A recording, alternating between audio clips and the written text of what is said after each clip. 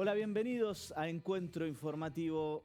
Hoy en la antesala de un paro general que seguramente va a tener mucho más acatamiento que el primer paro del 24 de enero por una cuestión muy simple. No va a haber transporte, no va a haber colectivo, no va a haber tren, no va a haber subte y lógicamente se va a sentir muchísimo más de lo que se sintió el de enero y aparte por una cuestión también de lógica. En enero muchos decían es muy temprano para empezar a hacer un paro.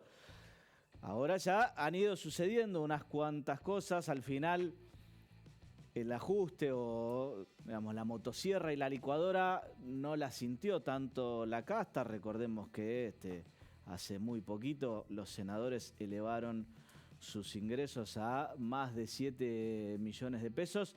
Después, si está bien o no que gane más un senador que muchos otros trabajadores del país, es otro debate.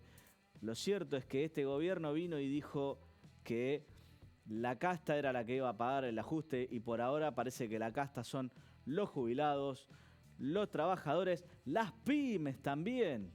¿Por qué? Porque entre todo lo que se debate en este paquete de ley ómnibus, primero tenemos una feroz flexibilización laboral, empezando por las indemnizaciones que, ya lo he dicho y lo sostengo, uno de los puntos principales de el paquete de medidas laborales tiene que ver con que aquellos trabajadores que están en negro, antes la ley castigaba al empleador y le imponía lo que los abogados solemos decir en la jerga, las multas, que son sanciones económicas que le imponían al empleador justamente por tener a su trabajador en negro, mal registrado, etc. ¿Para qué? Porque, como se suele decir, sin sanción no hay ley. Entonces, si para mí es gratis incumplir la ley, lo normal es que la gente la incumpla. Bueno, ahora no va a haber sanción por tener a los trabajadores en negro, entonces es muy probable que la gente pase a trabajar cada vez más en la informalidad. ¿Por qué? Porque sale gratis tener a un trabajador en negro. Es lo mismo tener un trabajador en blanco que tener un trabajador en negro.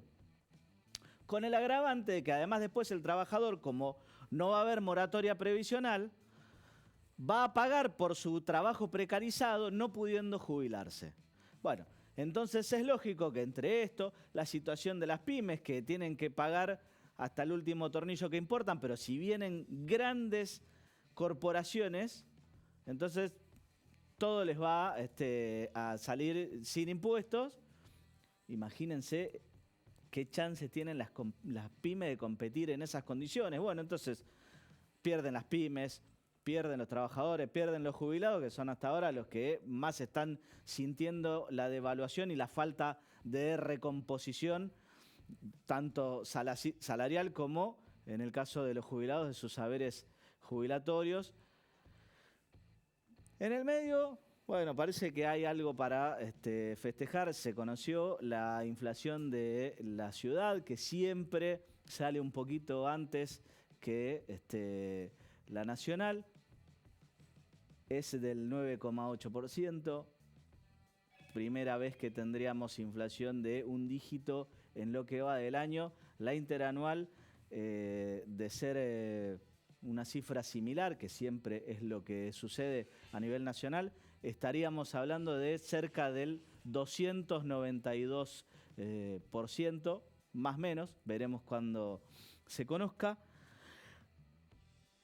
Y en el medio, no quiero dejar de recordar esta frase que dijo hace muy poquito Cristina cuando hacía referencia a el famoso superávit fiscal alcanzado por el gobierno, cuando decía, vos no podés decir que te sobra la plata si no pagaste la luz, el gas, etcétera. Bueno, hoy justamente las energéticas rechazaron la propuesta del gobierno de pagar una deuda que ya asciende a 1 billón de pesos. Entonces, superávit mentiroso. Mi nombre es Juan Pablo Godoy Vélez y así comienza Encuentro Informativo. A ver, las convocatorias que nosotros hacemos, básicamente eran 5 o 6 cuadras de cola y la verdad es que es muy frustrante para la gente tener que hacer todas esas colas. Y por eso habían planeado el lugar de donde está la arena. Lo vamos a presentar, pero lo vamos a hacer con José Luis Espert. Mira. Es decir, la presentación básicamente tiene una parte donde yo cuento lo que es el libro. Básicamente ahí cuento los fundamentos y con José Luis discutimos la aplicación a la política, porque de hecho el libro se llama De la teoría económica a la acción política. Uno ve que a lo largo del siglo XXI el promedio de base en términos de PBI estuvo en torno al 9%, 10%. Y hoy la base monetaria es 2,6% del PBI. O sea, digo, la cantidad de dinero en la economía está muy apretada. Pero también lo que pasa es que si uno toma la base monetaria amplia, uno se va a niveles de vuelta del 9%, con lo cual pareciera que estamos en los niveles... como para poder salir sin riesgo de corrida cambiaria. Igual, digamos, o sea, yo sería bastante prudente. Yo creo que tiene...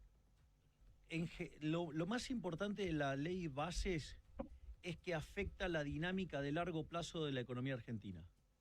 Entonces, la economía argentina de corto plazo va a tener una recuperación y de hecho ya la está teniendo. De hecho, fíjense que los salarios le están ganando a la inflación y en una inflación que viene a la baja. De hecho, recién... Pero eso perdón que me la interrupción, ¿eh? Estamos hablando con Esteban Trébol otro día. Porque no hay un consumo. Yo no veo los restaurantes llenos. No es que no. Técnicamente... No, pero, Luis, estas cosas, lo que uno tiene que entender es que no es magia, que no es instantáneo, que demanda tiempo, pero, digamos, la búsqueda de los atajos a lo largo de los últimos 100 años han hecho de que de ser el país más rico del mundo seamos 140.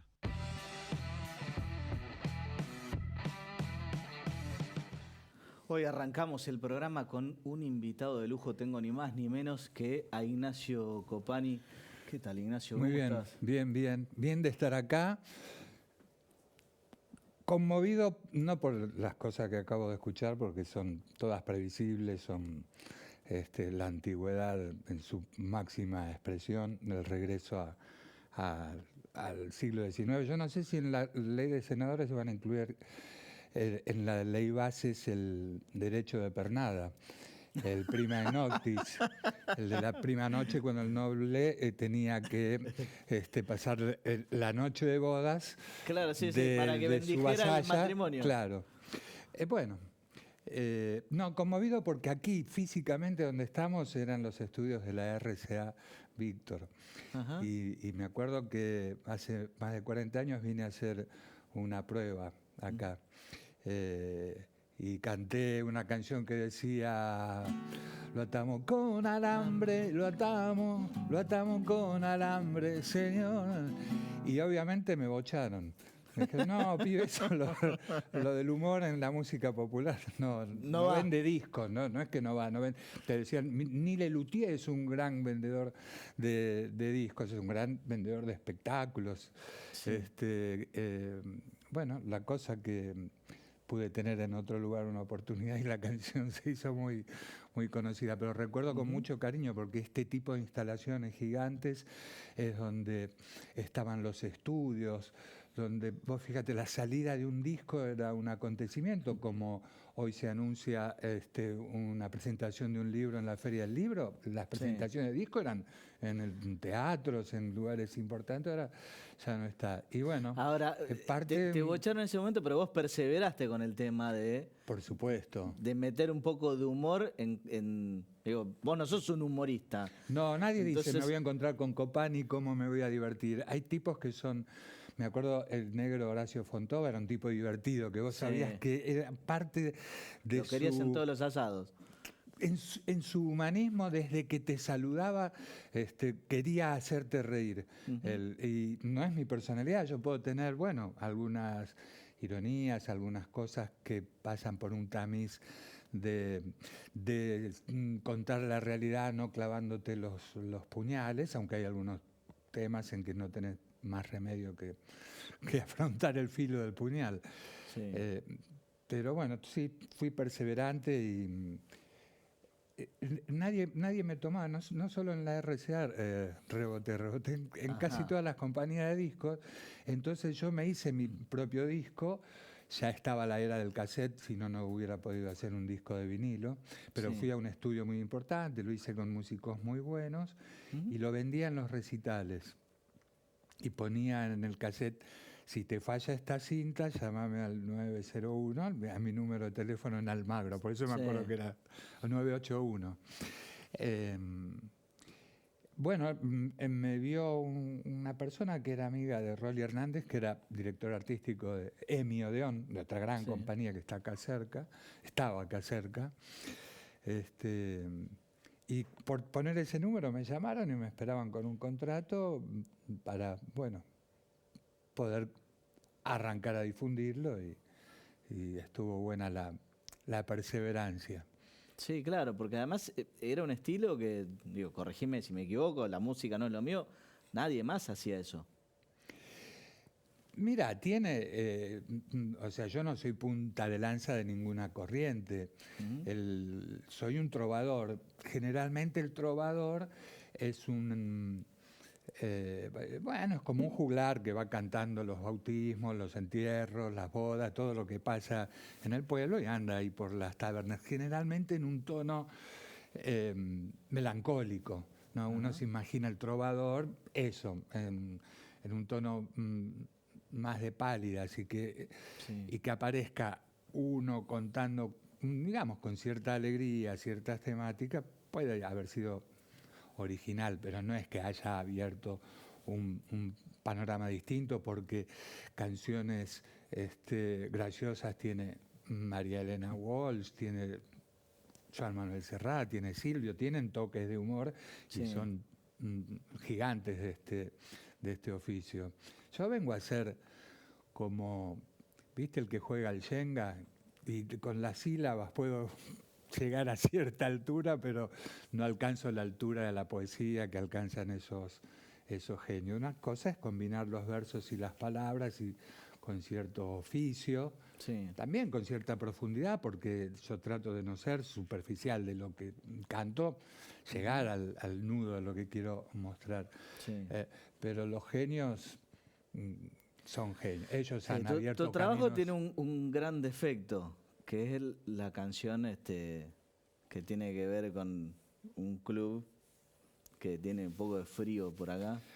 Es un gran campeón. No voy a entrar en la polémica, pero para mí es un orgullo haber escrito Vuelan las banderas del Monumental, se viene River, se viene la alegría, y cada hora, cada día River Plate te quiero más, como te quiere casi toda la Argentina. Creo que de las pocas cosas que le envidio al club es esa canción. Vos sabés que me lo han dicho muchos. Y yo le he dicho a compañeros, colegas míos, ponele, Víctor Heredia, es uno de los autores mejores de la Argentina. Tiene canciones que corean las hinchadas, porque cuando canta, aunque ganes o pierdas, no me importa, es la de todavía cantamos a nuestros seres queridos. Y te digo, ¿por qué no haces unas canciones para Boca? Si yo hubiera sido de Boca, con la poesía que tiene, su barrio, su identidad, su origen, me imagino que hubiera hecho buenas canciones. Imagínate el episodio de los pibes esperando que llegue un barco para elegir el color de la camiseta, y me los imagino a los pibes claro. Con toda esa ansiedad. Bueno, quiere decir que se le puede hacer cosas que a River es más difícil, porque River le da identidad al barrio River cuando llega a River. Claro. Si River hubiera llegado a Ramos Mejía, tal vez a Ramos Mejía se lo identificaría como el barrio River, porque River es un grande que le da entidad a donde pasa, convierte cualquier episodio normal en algo rutilante. Es esa magia, no lo digo de fanático, es lo que pasa entra un futbolista a un restaurante y es un imán, cuando es una figura. Si entra Cavani, seguro aplauden y no creo que tenga problemas. O entra una vieja gloria Y bueno, es una magia que tiene todo eso, tiene una ascendencia sobre la población. Y bueno, yo en el repertorio de River he apelado a eso, no hay cargadas, crueles, no hay cantos ni xenófobos, ni nada. Yo con lo de River canto, porque un día lo eligió mi abuelo, cuando el siglo apenas comenzaba, porque en ese entonces era un sueño de rayitas negras, rojas, blancas, porque un día me llevó mi viejo de esa mano que hoy tanto se extraña, porque así me lo enseñaron ellos. Soy de River y ellos me acompañan. Necesito traerte un poquito a la actualidad. Sí. Y justamente arrancaste con lo atamos con alambre. ¿Describiría el gobierno de Milei? No, porque lo atamos con alambre puede tener una parte de chantada, pero tiene una parte de altísima creatividad y compromiso. En lo tangible, lo de atar con alambre es una característica de argentinos que ponele Mi Laburo, por ejemplo, hace que haya un montón de técnicos en las principales bandas, en las principales movidas de los mega artistas del mundo. Porque con un clavito, con un alambre, podés zafar de una situación. Yo tenía un gran amigo sonidista que no era muy dúctil, no tenía el oído más preciso, pero decía, dame barro y te haré un parlante. O sea, nunca te iba a dejar a pata en las situaciones más que hubiera baja tensión, que hubiera un equipamiento que no era el adecuado. Él sabía cómo llevar adelante. Entonces es de gran habilidad lo que podés encontrar en el campo cuando se ata algo con alambre y resiste, en los talleres, en las casas. Cuando lo llevas a lo intangible, a asociarlo como una metáfora, sí, es una chantada, es la improvisación, porque sí, lo de atarlo con alambre. Este gobierno, la verdad que no cumple para nada la parte creativa, porque no ves novedad en el frente. No es que vos estás transitando algo con la mínima expectativa de que va a ocurrir algo en positivo, que haya alguna medida elogiable. Esto de... Si yo salgo de acá con vos y tu coche empieza a marcar en el instrumental que tiene 90 grados de temperatura, 100 grados, y te digo, pará, 110 grados, y te digo, pará, porque se va a fundir 120 grados, y no me podés decir, recién salimos, dame tiempo, ¿no? Te estoy diciendo algo que por la experiencia que uno tiene cuando va con la capacitación mínima que uno puede tener cuando va marcando cierto nivel, es previsible. Sí. Yo lo tengo escrito cantando que necesitamos, cuánto faltaría, a los cuantos palos de gendarmería vamos a nombrar como merecerían a quienes hundieron tu patria y la mía, a los cuantos presos por su ideología, a los cuantos muertos, a cuánta agonía se empieza a llamar como le corresponde al que ataca y miente y tapa y esconde, a las cuantas noches cerradas y oscuras, a las cuantas voces que nos enmudecen cuando la censura y el pánico crecen. Si no es dictadura, ¿cómo se parece?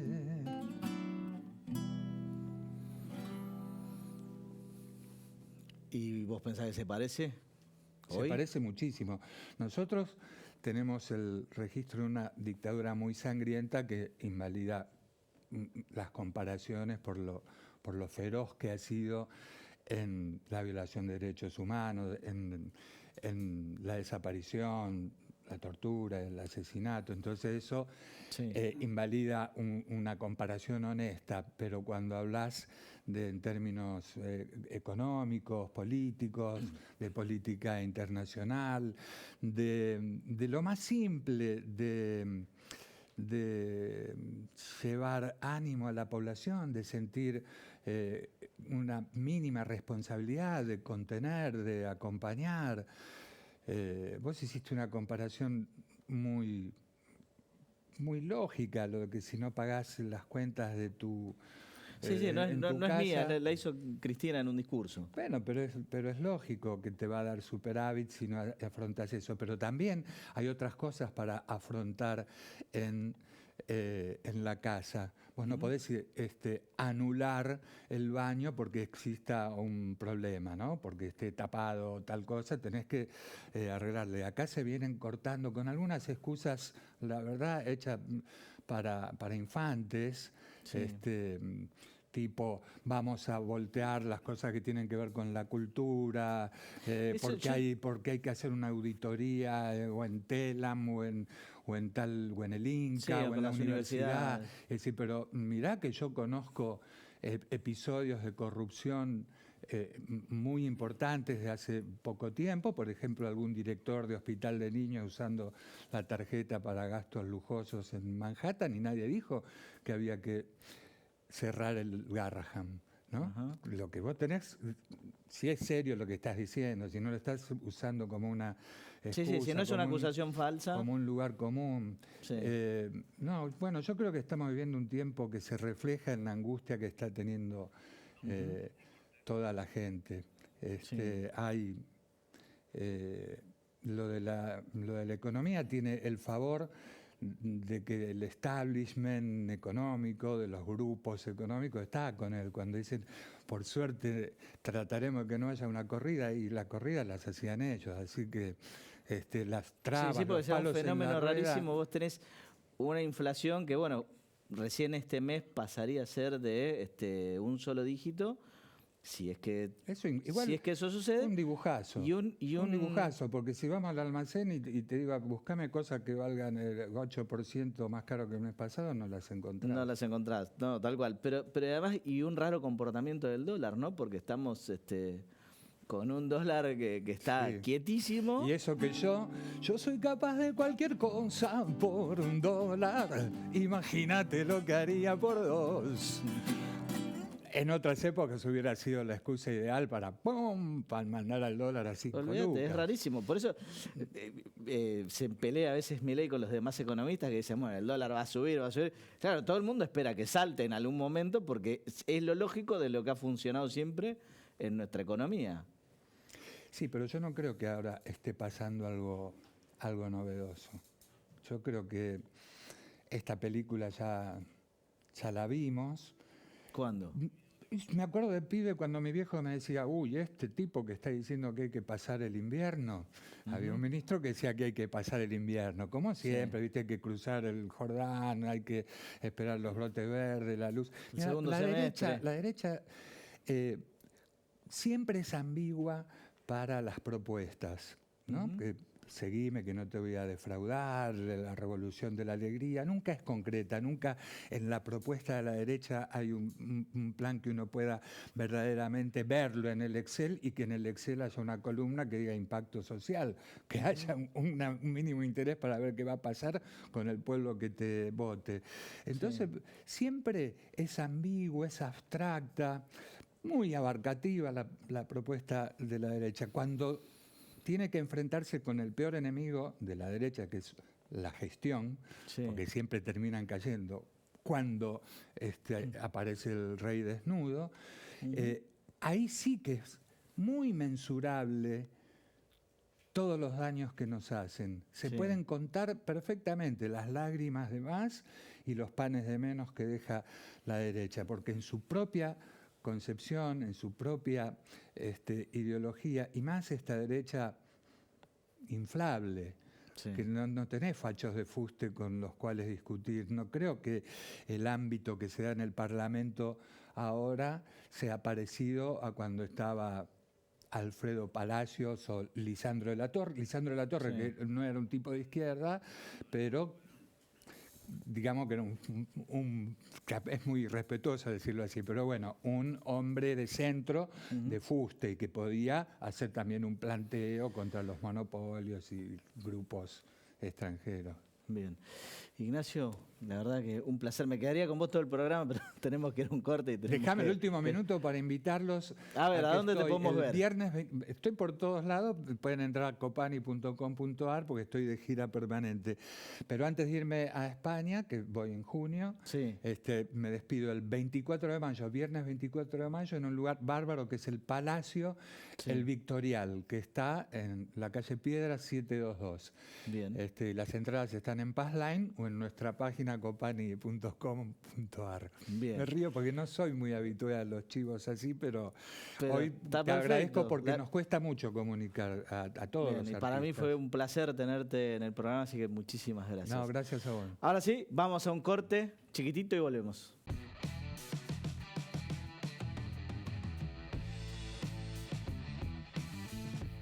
Estamos ahora con Beto Pianelli, él es secretario general de Subte y Premetro.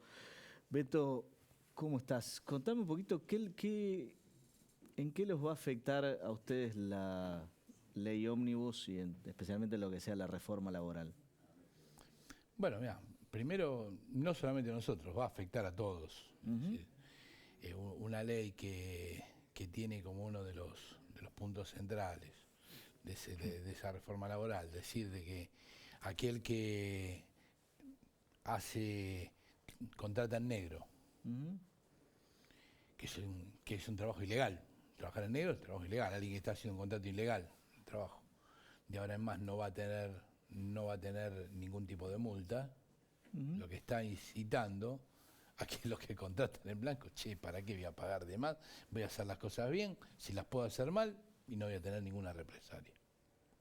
Ya solamente ese hecho afecta transversalmente a todos los trabajadores, a todo aquel que tenga un régimen laboral, para darle un ejemplo. Dos, algo que ha afectado, que también, que aparte denota de que no es que están en contra del Estado, sino que quieren un Estado al servicio de un pequeño grupo concentrado de la economía y sobre todo las multinacionales, que hace una reforma tributaria en la cual a las 120.000 personas que más ganan en la Argentina, es un grupo muy selecto, multimillonarios, le bajan 2/3 los impuestos que pagan y le vuelven a poner a los trabajadores que están un poco por encima de la canasta familiar un impuesto a 1 millón y pico de trabajadores. Y la recaudación va a ser menor encima, no es que lo hacen para que el Estado tenga temas financieros, sino va a ser menor que la que existe hoy en día.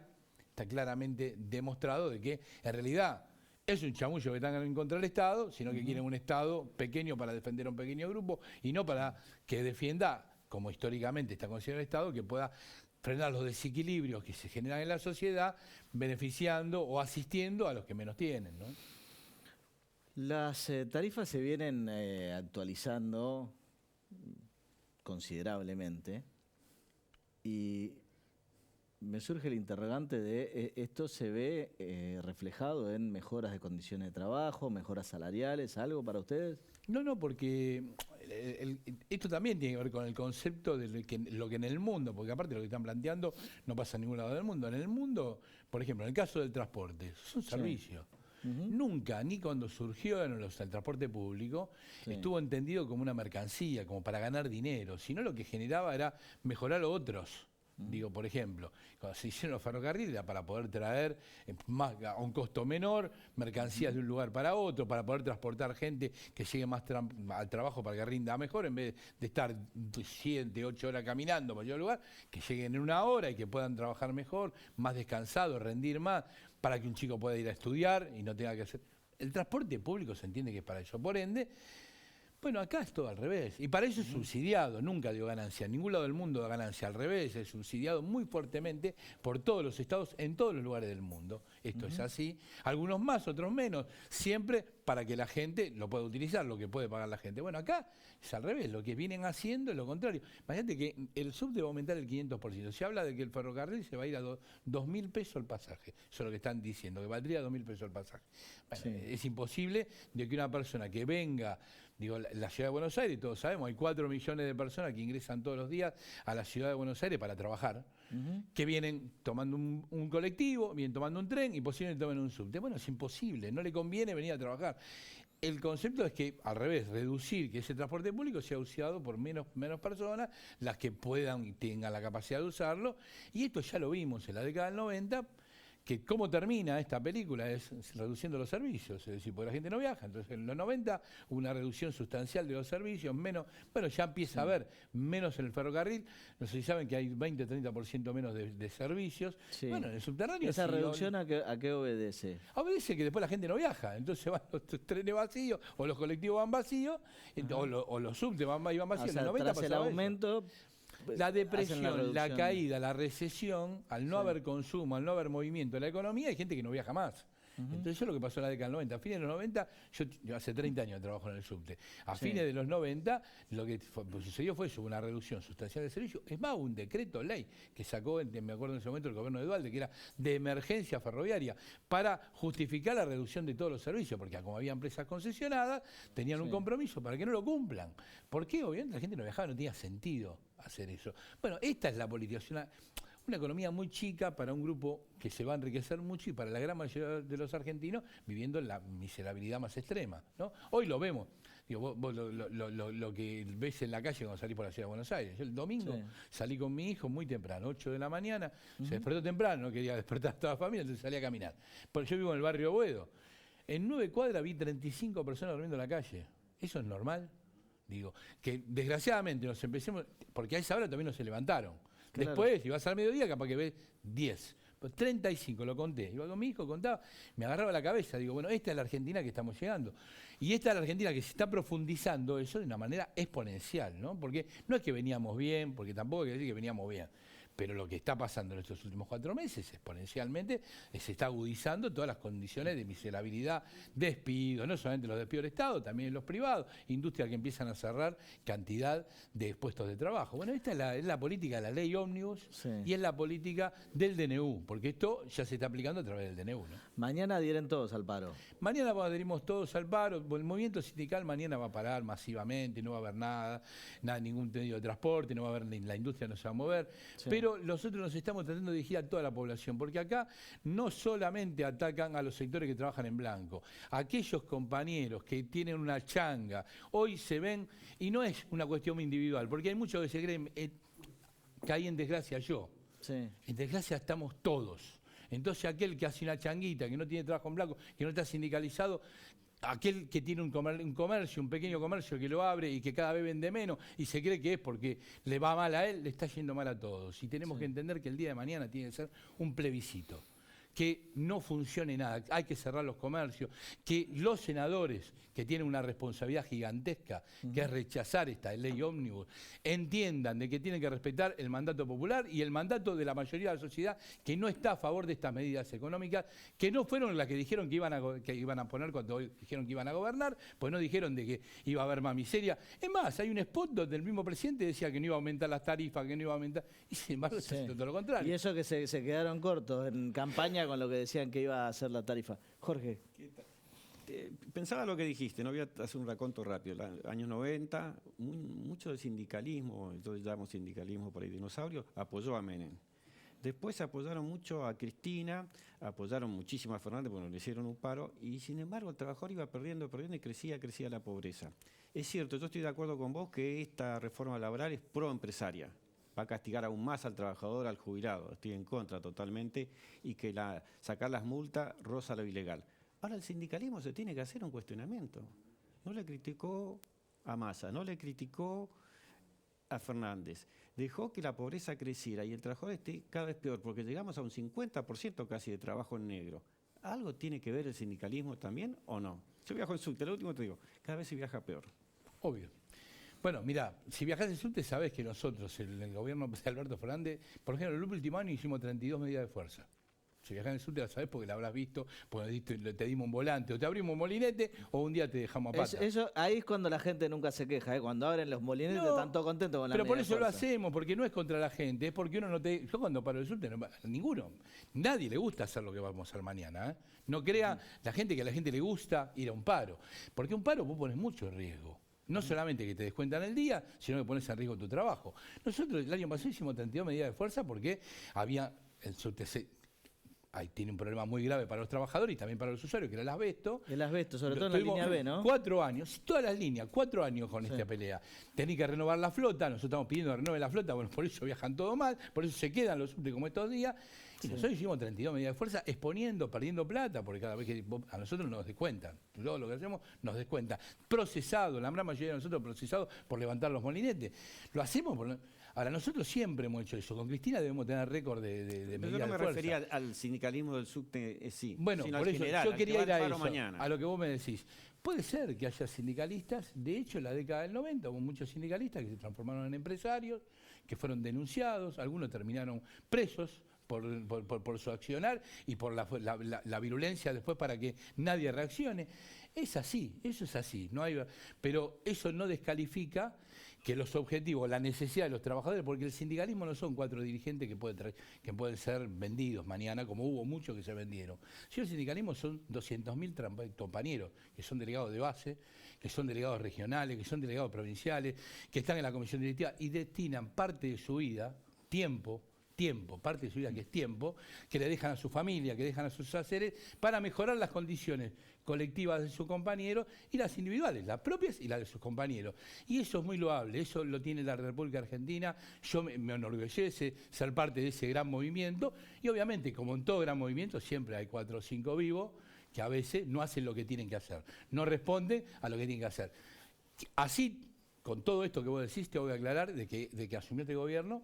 A mí lo que ha hecho hasta ahora todas las organizaciones sindicales me ha parecido muy adecuado, porque han sido cuidadosos, han respondido, no vemos a ninguno que pase del otro lado, decir, no, está bien la reforma laboral y que me importa que a mis compañeros los eche, ninguno está haciendo eso, y eso es muy valorable, y yo lo quiero rescatar, porque quizás, inclusive muchos de nosotros, no teníamos tanta expectativa de que el movimiento sindical, los movimientos sociales, los movimientos culturales, el movimiento estudiantil, todos reaccionen en unidad para enfrentar este avasallamiento de un gobierno que reivindica a los delincuentes, porque un presidente que sale a decir que aquel que fuga capitales, es decir, que se lleva la riqueza producida en el país, se la lleva para afuera, la pone en un paraíso fiscal, es un héroe. En eso estoy de acuerdo con vos. delincuente. La última pregunta, ¿la CGT representa a sindicalistas como vos o a veces representa a los gobiernos? Yo no estoy en la CGT, yo soy de la CTA y hay compañeros en la CGT que son muy parecidos a mí. Yo creo que todos de alguna manera estamos representados entre la CGT y las 2 CTA. Y hay algunos que quizás tengan crítica para todos, pero es muy amplio. Por eso lo bueno es que hoy estamos todos juntos priorizando los acuerdos y no las diferencias. Bien. Beto, muchísimas gracias por venir. No, gracias a ustedes. Antes de pasar al siguiente invitado, los invito a ver este informe.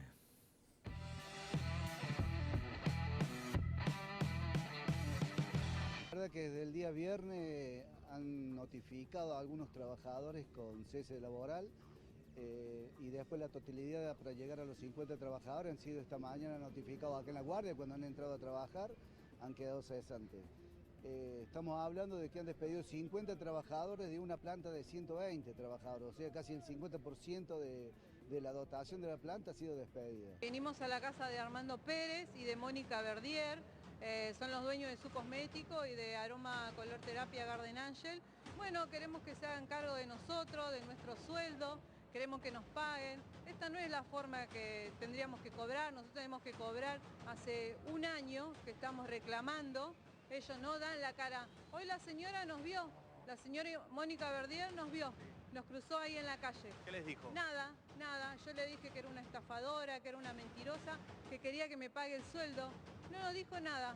De estos despidos que han llegado y los que ustedes presuponen que ya van a llegar porque tienen un número más o menos certero, entre 22, 25, hablamos de trabajadores de cuánto tiempo de antigüedad, en qué áreas. Variado, hay gente de 20 años, de 5 años, de 3 años, de 40 años, hay jefes de oficina del interior, de oficina unipersonales. Yo me comuniqué con el presidente de comuna de Caferata para decirle que echaron a un compañero de Caferata, una locura, hoy tiene que estar pagando, entre hoy y mañana tienen que estar pagando las jubilaciones, la oficina va a estar cerrada, la preocupación de los intendentes, los presidentes de comuna. No, es en general todas las líneas y todos los gremios, ¿no? Puede ser maquinistas, supervisores, trabajadores de limpieza, todo en general. ¿Y esto cuando? Ellos no buscan mejorar la calidad del servicio, ellos lo que buscan es reducir al máximo para poder privatizar el 30% que todavía es estatal.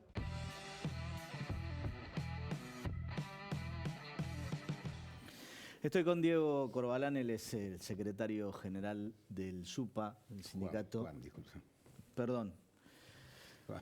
Juan Corbalán. Diego, mi hijo. ¿Ah, sí? Sí. Bueno, acá... Sí, noche gremial del sindicato. Después despedimos a los de la producción que anotan mal las cosas. Contame un poco cuál es justamente la situación de los trabajadores portuarios. Y hoy los trabajadores portuarios estamos con una inquietud de que no sabemos cómo va a continuar todo esto. ¿Por qué? Y porque las licitaciones de puertos que se fueron extendiendo terminan en 2 años más o menos. Y los rumores que se corren es que directamente no quieren renovar las concesiones. ¿Y si no renuevan las concesiones, qué pasa? ¿Cierra? Y cerraría, quedaríamos, entre todos los gremios, hay 5 gremios, más de 1000 personas en la calle. Entonces esa es la preocupación que tenemos. Sí. Que eso pasa en capital y en provincia también. Creo que el año que viene se vence la concesión de Solgán y todavía no hay mira de renovar. ¿Y en qué impactaría para el resto de la gente? Digo, ¿cuál es la importancia de la actividad portuaria? Y desde que yo estoy del año 73 en el puerto. Ajá. Así que mi padre fue estibador también. Y para el trabajador portuario, nosotros ya la vivimos esta colmena en 94. De 7.000 estibadores quedamos 300 en operativa. ¿De 7.000 a 300? A 300. Después fuimos sobrepasados por otros gremios que nos han metido. Ajá. Viste, muchos gremios que no eran de puerto, incluso hasta camioneros nos metieron en terminales de Solgán. Y es diferente la situación de los trabajadores que están estibadores en Solgán que a la que están en Capital, porque en Capital tenemos unos convenios y con camioneros no. Los muchachos de camioneros tienen la mitad del sueldo de lo que gana Capital. Pero bueno, eso es un tema de convenio. Pero o sea que es una flexibilización laboral encubierta también. Totalmente. Nosotros, Solgán empezó en 93, 94. Nosotros pudimos ingresar a Solgán en 2011, 2012. Vos veías una bodega a trabajar con 2 estibadores, cuando tendría que haber más. O sea, vos veías un barco trabajando, trabajaban 4 bodegas, 8 estibadores. Hoy estamos nosotros a bordo y ves una bodega trabajando con 40 y pico de trabajadores. ¿Viste? Y no solo camioneros, tuvo comercio. ¿Viste? Cuando se privatizó fue una sala y todos están trabajando de estibadores, más allá de que sean de otro gremio y demás. Sí, nosotros tenemos el rubro de estibadores. Nosotros hacemos toda la actividad, menos apuntaje y capataz. Después toda la actividad siempre fue del SUPA. Ahora nos absorbieron otros gremios como Grúa y camioneros. Y nos preocupa la situación también de DOSUR, de camioneros de la gente. Pero igual, si no arreglamos el tema de la privatización, por más que tengamos todos los gremios, si no arreglamos la situación de que se empiece con las concesiones, que no hay mira, Capital ya no hay mira, porque si vos mirás el puerto, hicieron hoteles lujosos que no es para poner camiones. ¿Me entendés? Entonces nosotros mismos ya vemos que esto, el gobierno de la ciudad, el puerto siempre lo quiso sacar. Pero ahora, ¿el puerto no le representa un ingreso a la ciudad? Y más vale que sí. El tema es que lo van a repartir. Lo que se está diciendo es parte de Irea Provincia, en Solgán, en La Plata, Tres Plata y Zárate Campana. Y nosotros, el puerto pasará a ser una ciudad turística. Como pasó en el 94, hoy tenés el Puerto Madero. Antes era todo puerto. Los restaurantes de Puerto Madero antes eran los... Pero la zona de Puerto Madero estaba medio muerta en cuanto a la actividad. Trabajó siempre. ¿Sí? Claro, si toda la carga que venía de los puertos, los contenedores, iban a los depósitos, que hoy son los restaurantes.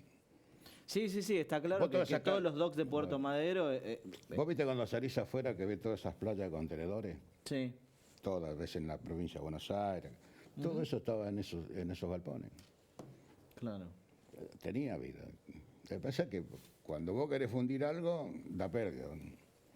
Y es lo que hicieron el gobierno de la ciudad. Bueno, hoy tenemos lo nuevo en Puerto Madero. Y es lo que Sí. viene ahora es capital. Sí, pero a ver, mi pregunta es la siguiente. Imagino que toda la actividad portuaria genera un ingreso Sí. importante. Sí. A ver, entiendo que la actividad de Puerto Madero es muy importante, como desde lo inmobiliario, de toda la actividad económica que genera, está lleno de oficinas, de restaurantes y comercios. Ahora, la actividad portuaria también genera muchísimas divisas y no sé si no genera más, en realidad, con mucho menos esfuerzo. Sí, no sé, bueno, vos sabés cómo es el tema Macri, prefiere embellecer en la ciudad y no dar de comer a trabajadores. Ese es el tema. Desde la era Macri, el puerto ya viene en baja en sentido de renovación. Sí. Venimos haciendo extensiones ya hace como 8 o 10 años. Sí. Bueno, y esta hoy la preocupación que tenemos, no solo el gremio mío, todos los gremios, porque ahí convivimos 5 gremios. ¿Mañana adhieren todos al paro? Sí, adherimos al paro. Sí, totalmente. Estoy también con Leonardo Duba, Leo Duba para los amigos, que es digamos, el titular de Gestara, y siempre, más allá de las cooperativas en las que él trabaja, siempre da una mano a todos los que quieren, bueno, formar alguna cooperativa y desde ese lugar generarse su propio trabajo, ¿no? Porque uno de los grandes desafíos en momentos como este es que la gente se empieza a quedar sin laburo y de algo tiene que vivir. Así es, bueno, buenas tardes. Sí, nosotros entendemos la categoría autogestión como una categoría laboral, después puede ser distintos rubros la que uno ocupe, entendemos el formato cooperativo como la cosa del bien colectivo, ¿no? Digo, porque también del otro lado te juegan con la idea de tu esfuerzo, tu mérito, ¿no? Digo, y que sabemos que hay grandes compañeros y compañeras, trabajadores y trabajadoras que hacen un gran esfuerzo todos los días para sostener sus talleres, sus locales, sus comercios, sus pequeñas pymes, como a veces le ponen, pero también sabemos que sea siempre sobre un contexto económico, político y social lo que permite que eso funcione, no solamente por el esfuerzo y el mérito. Entonces, me parece que ahí hay que un sector del mundo del trabajo, que yo lo escuchaba a Beto, lo escucho al compañero de los gremios, que hoy no tiene, lo hemos hablado alguna vez, ¿no? Que hoy no tiene una representación gremial, sindical o de cámara, que representa alrededor de 10 millones de hombres y mujeres, que mañana estamos entre la disyuntiva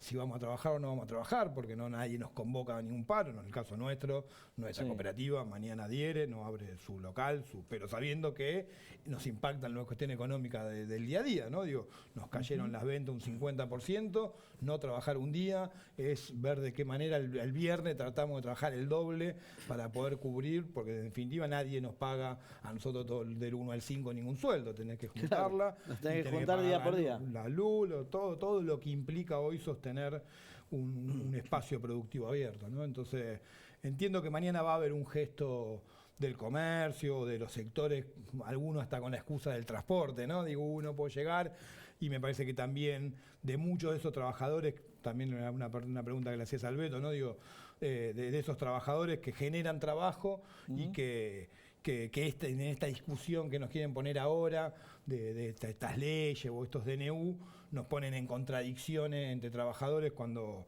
sabemos que no lo es, así que creo que mañana va a haber un gesto de este sector del mundo del trabajo hacia el paro convocado por la CGT y la CT. Contame un poco, ¿cuántas familias hoy convoca Gestara?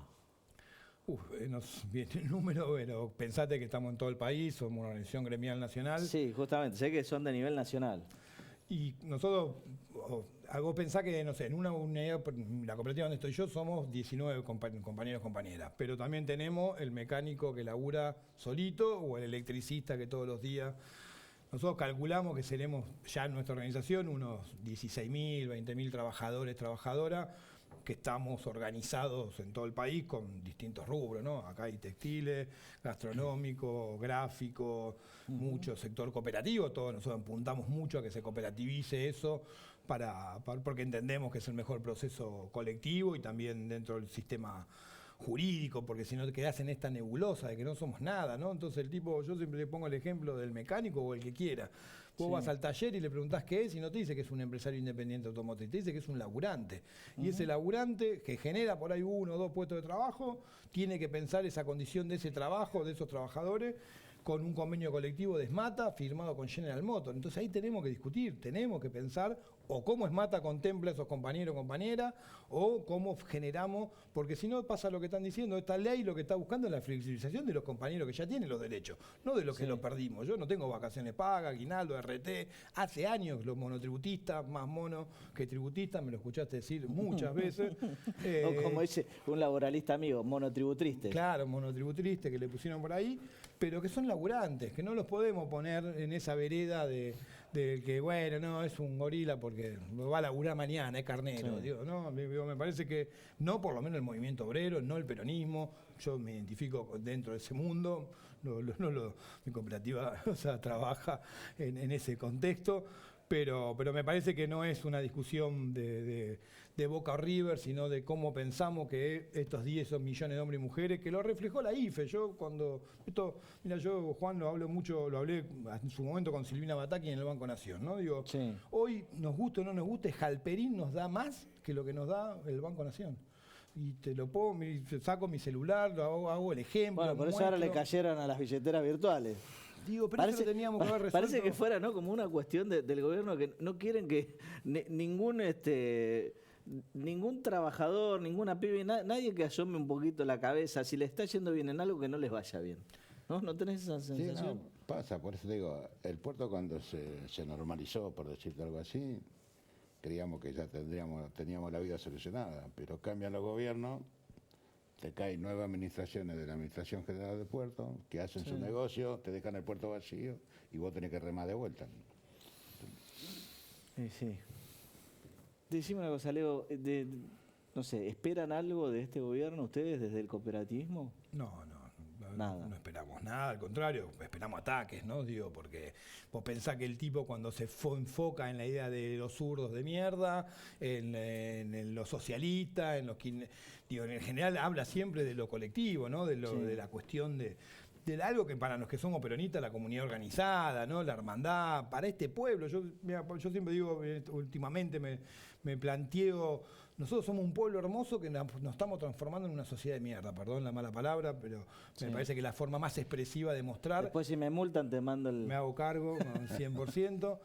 Pero digo, a ver, ¿por qué? Porque ellos trabajan sobre esa idea. O sea, entonces digo, no vamos a esperar ninguna gestión de este gobierno y al contrario creemos que va a ser en contra de este sector del mundo del trabajo, tanto del cooperativismo como del que todavía cree que, porque se levanta temprano con un esfuerzo gigante y sabemos que es así, cree todavía que va a haber luz al final del túnel, sabemos que nos vamos a chocar un gran paredón.